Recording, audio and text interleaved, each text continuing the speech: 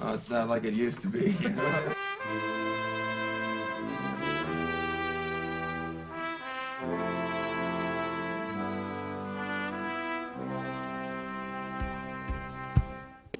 None of them had Fletcher's command of money, materials and management.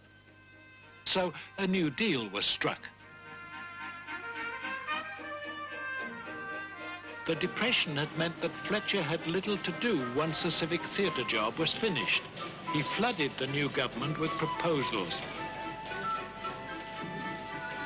His main idea was to rehouse the population. That suited the Labour government down to the ground. High-quality, low-rental state houses were to help keep them in office until the end of the following decade. State housing suburbs of the first Labour government are still distinctive landmarks from one end of New Zealand to the other. Little wonder that when the war demanded urgent projects, Labour made James Fletcher Commissioner of Defence Construction.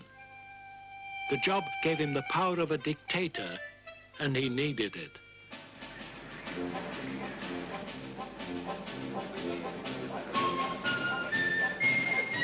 When the Americans arrived to establish bases for their operations in the Pacific, it was Fletcher who had to decide where and how their camps, hospitals and airstrips would be built.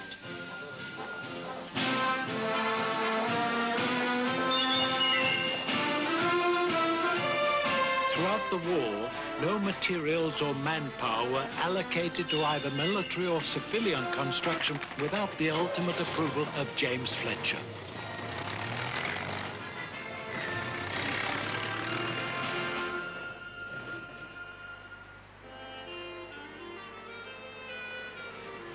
Wartime demands had underlined the shortage of building materials in New Zealand. In particular, it became clear that the country's supplies of native timbers were fast running out.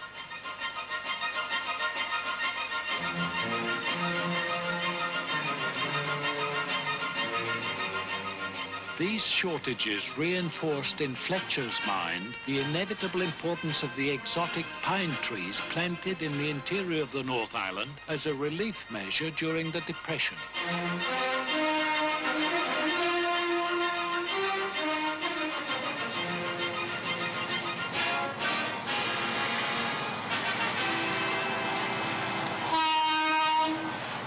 He saw the potential of the timber not only for construction but also for making pulp and paper.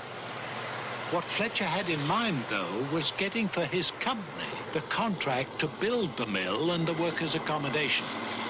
It was on Fletcher's urging that in 1951, Sid Holland's national government called worldwide tenders for the fast-maturing timber.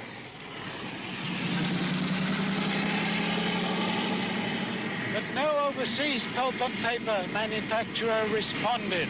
The trouble was the timber available was practically all Pinus radiata, and that pine from the coast of California had never been used for pulping before.